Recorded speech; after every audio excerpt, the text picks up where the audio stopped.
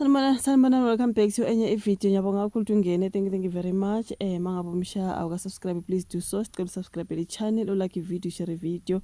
Kunye nokwabuka ama-ads kubalulekile kakhulu. So asikhulumeni ngodaba ke lana olwabasolwa ade bevele enkantolo.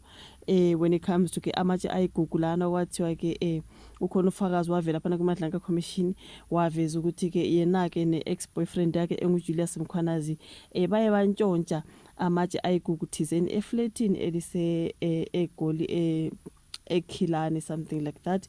Bawadayisa lawo matshe cheap ngendlela abathatha ngakhona ke kuloyo muntu usho ukuthi babe wawantshontsha njengamaphoyisa EMPD. Obviously bathi mase bathethe lawo matshe ke bayowadayisa cheap. Kuthiwa lawo matshe was worth millions. Ngicela ke ngayenza ivideo lana ngodaba labo Julius Mkhwanazi. Aye worth millions, and then bona bayowadayisa njengo 100k and some thousands esayidini. So laba babili baye baboshwa ke guys IP, right? I think kuthiwa ke ngo-officer Adrian Norman Mackenzie and u-Etienne Van der Walt. Okay, ibona ke ade bevele enkantolo. So icala laba babili baye baboshwa i-IPD ke kumhla ka-5 July 405. Okay, ngokuziphatha kwabo kungeke emthethweni ekuhlaseleni kusolwa besolwa ke ngokuba nempahla engeke emthethweni nokushaqwa ke kwamatshe ayigugu enani elingaphansi kwezigidi ezingu-15 eKhilani eGoli, 15 rand I think eKhilani eGoli lihlehliselwe icala labo lahlehliselwe umhla ka-16 July ngo-2026 ukuze ke kufakwe isicelo sani se-bail. Alright, lokhu ke kwenziwe inkantolo esemthethweni yemanje yaseGoli. So ngesikhathi ke uphenyo luqala kwakunabasolwa abayisithupha ke, abathathu babevela ku-EMPD, oyedwa evela engwe-JMPD, oyedwa let us just clarify EMPD, which is Ekurhuleni Metro Police Department, JMPD, which is Johannesburg Metro. Phela sekungaba khona umunye onga-understand EMPD, JMPD, what you know what I mean. Okay, eGauteng Traffic Police kanye ke nosomabhizinisi okuthiwa ke waziveza njengephoyisa ngesikhathi sokuhlasela kwabo laphana beyontshontsha, which means umsolwa ke wesithupha kuthiwa ke yena akasekho emhlabeni. So laba ke ababili iphoyisa le-EMPD Constable Adrian Norman Mackenzie kanye nosomabhizinisi Etienne Van der Walt bayingxenye yabasolwa abahlanu, angito oyedwa sewashona. So bayingxenye yabasolwa abahlanu ababhekene necala lokukhwabanisa ngenxa yokuziphatha kwabo kanye ke nokwebiwa kwamatshe ayigugu. So amaphoyisa e-EMPD enze uphenyo edolobheni elingekho ngaphansi kukamasipala wabo. So yeah, nephoyisa le-JMPD elingaphansi kophiko lwe-VIP protection nalo lephula umthetho ke benza umsebenzi ke ongahambisani nalo okumele ke ukuthi bawenze. Ngiyacabanga ukuthi yamkhumbula wasithi witness E or witness F owaveza ukuthi uJulius Mkhwanazi wayeyisoka lakhe and then wayihlala eboleka imali. Ngicabanga ukuthi ngayenza ivideo lana kutheke ngelinye ilanga wasethi kungaba khona icebo lokwenza imali baby ubongitshela. Okay, wase yeba ne-information yokuthi kunamatshe thizeni indawo thizeni uJulius Mkhwanazi I think base behamba ke besiyantshontsha lawo matshe. Yilo lona leli cala you guys. So I think imboneke ukuthi uJulius Mkhwanazi yena abakamtholi sokuvele laba bayi2 esikwazi ukuthi omunye wabo nguJulius Mkhwanazi. So I do not know ke njengoba yena wayeboshiwe eboshelwe kunye nakho ngalewo waphuma phandle ngebail, ngingazi ukuthi uzophinda abuya aboshwe kulokho noma kuzokwenzakalana. Hayi ukaJulius khona ke ngokwezandla nje uJulius Mkhwanazi, there's just a whole lot around lo yababa. But anyway, so odabeni lukaVusimuzi Matlala siyakhumbula sonke ukuthi bekumele avele laphana kwiMadlanka Commission. Bekuthiwe ke uVusimuzi Matlala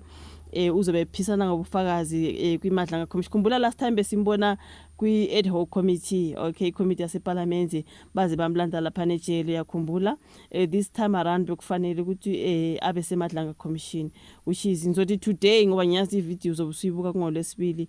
So bekumele abe khona laphana kwiMadlanka Commission ezophisana ngobufakazi, but ngathi udaba lolu sebebaluhlehlisa, right?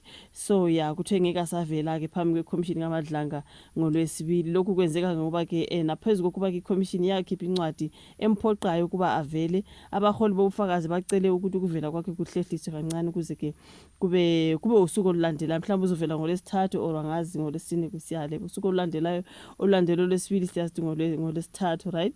So ngenxa yokwanda ke kwabezindaba kanye nentshisekelo yomphakathi ebufakazini buka Vusimuzi Matlala iCommission ifisa ukweluleka ukuthi ke yize umnumzana Matlala ebizile ukuba avele phambi kwayo ngolesibili mhla ka7 abaholi bofakazi bazocela ukuthi ubufakazi bakhe buhlehliswe buhlehliselwe usuku oluzonqunywa okay akusilo lesithathu kodwa lusazobekwa lolo suku right bebethe usuku nolulandelayo so ngicabanga ukuthi olulandela iTuesday is Wednesday but bathi luzonqunywa ke lolo suku ngakho ke umnumzana Matlala ngeke avele mathupha phambi kweCommission ngolesibili kodwa ummeli wakhe osemthethweni uzobe ekhona kusho bani okhulumela ke iMadlanga Commission uJeremy Michaels ngolunye kudaba laphana akade silindele ukuthi sizombona evelile laphana elokungane uVusimuzi Matlala bengiyilindele kanjani iMadlanga Commission Tuesday bengiyilindele kakhulu but anyways everything has been postponed okay. Sokolunye udaba engifuna ukuhlanganisa nalawo ke udaba lukaPhakela Mthakathi kunalo yamfana you guys wave obevelile besimbona nje inkundla zokuxhumana ethatha isithombe nabamongameli khumbula ke ngathi babethatha izithombe nje lapha Phakela Mthakathi nongizwe you know what I mean ozoso bekuyithombe nje bokuthatha izithombe nje bekuposta okay. So abantu basebethi ingane kaPhakela Mthakathi liyana you guys exhawulana nomongameli laphana so ngathi uPhakela was coming to clarify that ukuthi akuyona ingane yakhe liyana you guys inkosi khona ndabandaba uthi akuyona ingane yakhe ebonakala kwivideo eyithatha isithombe inomongameli wezwe ubaba Cyril Ramaphosa usho lokho ngesikhathi ekhuluma nephepha isolezwe ngempela sonto mayelana nevideo eyasabalala ke izinkundleni zokuxhumana lapho ke kubonakala khona yena uPhakela nongizwe kunye nomfazi ogcwele makhanya benomhlangano ke nomongameli wezwe right laba bobathathu ke bangabanye babantu ade bese calendar umkhankaso ovuthayo oxoshwa kwabantu bokufika if you do remember kuzokhumbuleka ukuthi udaba lwabo omhlangano lusise ukukhuluma kakhulu enkundleni zokuxhumana kukhona abasolo Phakela Mthakathi nongizwe ngokuthi badayise ngomzabalazo so yeah ukhona ade bekholwa ke ukuthi ke ubuye wafumbathiswa okuthile ngumongameli okuyinto uPhakela Mthakathi uthi hayi cha ngeke yena akazange athole lutho ke bathi bona babezitshela ukuthi ke emhlangano nokwakukhona ungizwe noPhakela kuphela hayi babekhona nje abantu abambala ozoso babekhona sabona nje izithombe zazishuthiwe laphana noba umongameli ugazi sazombona ekhuluma laphana kwakuthiwa kuseGugudlamini Park wasekhuluma ngodaba lalo mfana kwakuthiwa ingane yakhe utheke ingane yakhe ayizange ingene ithathe isithombe nomongameli ngoba wayishiye emotweni so liyana kuyona ingane yakhe mhlambe umfana nje mhlambe obathatha ama video or what so ever so indlela ebenguhlonipha ngayo lo yamhlangano nomongameli angizange ngithathe ngisho ingane yami ukuba izothatha izithombe naye ngayishiya emotweni ngazi ngenela mina ke ngoPhakela lo withi ayibo bafethu that is not his son uye waqhubeka ke wathi ingakho futhi engazange amazise umsunguli weMarch and March uJacinta ke ngawo lo mhlangano kwakubizwe wona wathi ke kube umengameli wayefuna uJacinta wayezobe bizwa uJacinta so uthi akusiyona indodana yami leya umfana nje esiye sihambe naye uma sihambile igama lomfana wami mina uMabutho akusiyena lo yobonakala laphana ethatha isithombe nomongameli ukuhlangana kwakhe nomongameli uyakuhlonipha kakhulu futhi kube yinto ekunqophamlando kuyena abantu bethi hayi suthuliswe ngemali Phakela wathi cha anzange mina ngathola imali oh ingane yakho leyana wathi cha akuyona ingane ayikho into ayivumayo but Phakela Mthakathi but anyways may clarify ke you guys ukuthi akuyona ingane yakhe mhlambe vela akuyona ingane yakhe right but anyways that is what I wanted to talk about kule video you guys ingaziyabande kakhulu ngiyabonga kakhulu ushuvo la ka comment section akhohle ukulike usubscribe nokushare sibonana ku video elandelayo bye.